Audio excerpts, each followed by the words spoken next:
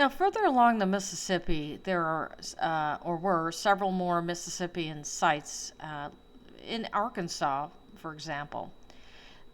The people that lived in those sites are classified as Caddo and some other names, but the culture, pottery motifs, mound building, calendar tracking, elite bloodlines, rituals, time period of culture peak, and more are the same as all of the Mississippian sites. The Toltec Mounds site contained large pyramids aligned as a calendar. The site was next to a large river, just as the site in Atzlan and many other Mississippian culture sites. That is the way that they set it up, which makes sense. You need water to live. Another site in Arkansas called the Murfreesboro site was opened up. Several of the mounds were opened up, and plastic replicas of the remains are shown in those pits. You could do a tour. Now, what is interesting is that one of the mounds at Murfreesboro was used to keep a sacred fire going that was only put out and reignited when a ruler died and a new one came in. This is a ritual that was done in the Jewish temples of old, and they kept a sacred fire going as well. And what that ritual is called is the eternal flame, and it's done throughout different cultures, but very interesting that it found its way over to the Americas as well. And remember, in mythology, Hestia or Vesta, the goddess of the hearth, was also known for her sacred fire that had to be kept by the Vestal virgins forever burning in Rome. Now, it's clear that this area also peaked in the Mississippian time period between 800 and 1300 AD. And it was probably present very long before this time as well.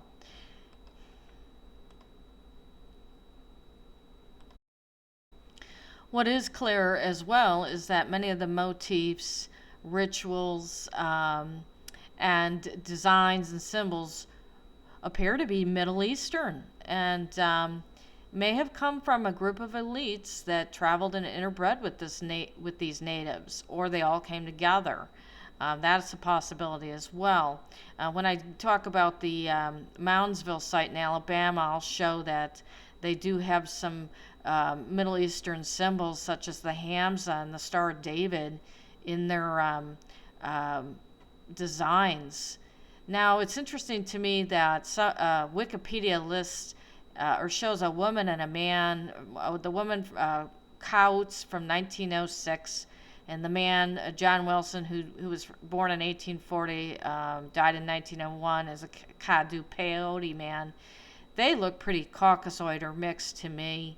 So there's a lot going on, or that went on, that they're not letting on to the general public. I believe they know. And the natives themselves tell you that the history that you're being taught is wrong. There's a lot of Wisconsin tribes that tell you that they never crossed the Bering Strait.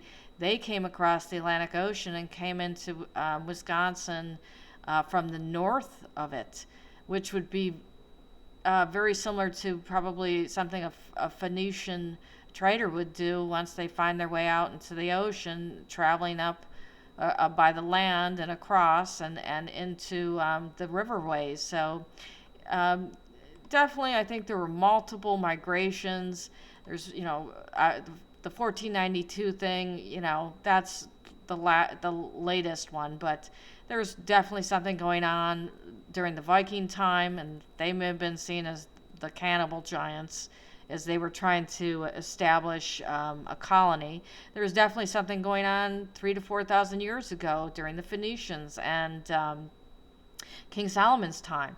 There was definitely something going on between 15 and 19,000 years ago during the Cronide period as well.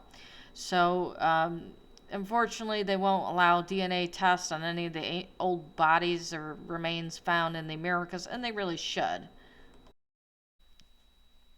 Now, lastly, I just want to say I do believe there's a connection between these cultures and the ones out in the southwest of America, known as the the Anasazi and the red-haired giants out of Lovelock Cave. Um, there are so many similar stories of these red-haired people either mixing with the natives or conquering them or getting killed off by them. Well, that is my short video on Toltec Mounds and Murfreesboro Mounds. Thank you for listening.